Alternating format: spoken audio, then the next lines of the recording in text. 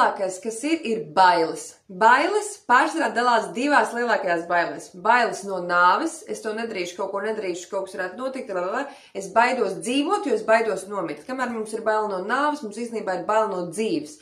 Un, attiecīgi, mēs vienkārši nedzīvojam, mēs kaut kā pusi eksistējam un tā tālāk. Vēl ir interesanti tas, ka šajā pašā līmenī ir arī bailes no velna, no sātana, no soda.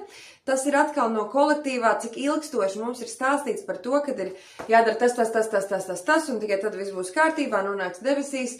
Pretējā gadījumā velns kaut ko tev izdarīs sliktu.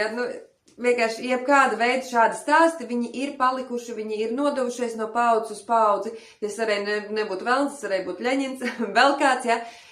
Bailes no tā, ka mani sodīs pamatīgi, ja es kaut ko izdarīšu. Tāpēc labāk neko nedarīšu, lai tikai nedodies nekļūdītos. Bet kļūdas ir pilnīgi visiem, un jo vairāk cilvēki dara, jo vairāk viņi kļūdās. Eksperts ir kļūdījies daudz vairāk reižu nekā iesācējs.